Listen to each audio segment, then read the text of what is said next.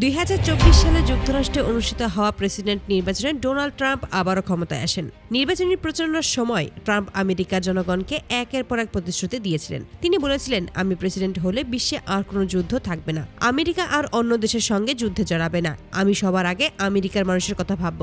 কিন্তু ক্ষমতায় আসার পর মাত্র কয়েক মাসের মধ্যেই সেই প্রতিশ্রুতিগুলো যেন কাগজে কলমে সীমাবদ্ধ হয়ে গেছে। বাস্তবে আমরা দেখছি ভিন্ন এক সম্পূর্ণ ট্রাম্পকে, যিনি বিশ্ব রাজনীতিতে একের পর এক আগ্রাসী সিদ্ধান্ত নিচ্ছেন। এরই মধ্যে সবচেয়ে আলোচিত ঘটনা হলো ভেনেজুয়েলার প্রধানমন্ত্রী নিকোলাস মাদুরোকে ডেল্টা ফোর্স ব্যবহার করে বেআইনিভাবে আমেরিকায় তুলে আনার অভিযোগ। এই ঘটনা আন্তর্জাতিক আইন ও সার্বভৌমত্ব নিয়ে নতুন করে প্রশ্ন তুলেছে। অনেক বিশ্লেষক বলেছেন এটি ছিল সরাসরি একটি রাষ্ট্রের অভ্যন্তরীণ বিষয়ে হস্তক্ষেপ। আর ঠিক এই উত্তেজনার রেশ কাটতে না কাটতেই এবার আরো বড় এক বিস্ফোরক ইস্যুর সামনে এলো ডেনমার্ক শাসিত গ্রিনল্যান্ড। গ্রিনল্যান্ড পৃথিবীর সবচেয়ে বড় দ্বীপ। যদিও এটি ডেনমার্কের অধীনে, তবে কৌশলগত দিক থেকে এর গুরুত্ব অপরিসীম। বিশ্লেষকদের মতে গ্রিনল্যান্ডের ভৌগোলিক অবস্থান সামরিক দিক থেকে অত্যন্ত গুরুত্বপূর্ণ। এখানে রয়েছে বিপুল প্রাকৃতিক সম্পদ ও খনিজ।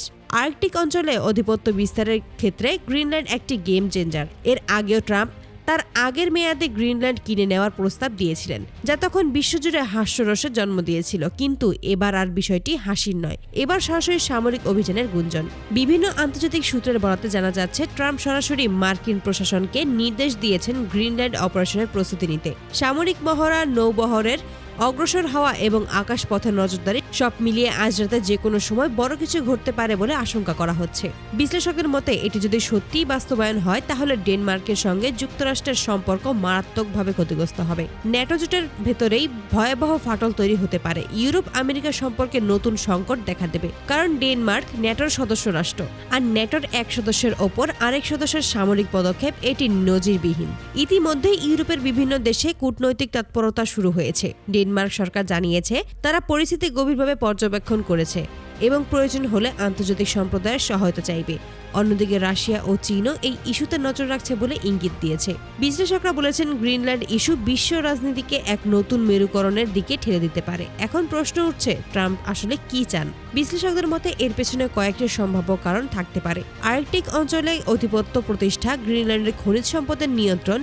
তবে যাই হোক না কেন, এই সিদ্ধান্ত যে বিশ্বকে আরো অনিশ্চয়তার দিকে ঠেলে দিচ্ছে তা বলাই বাহুল্য।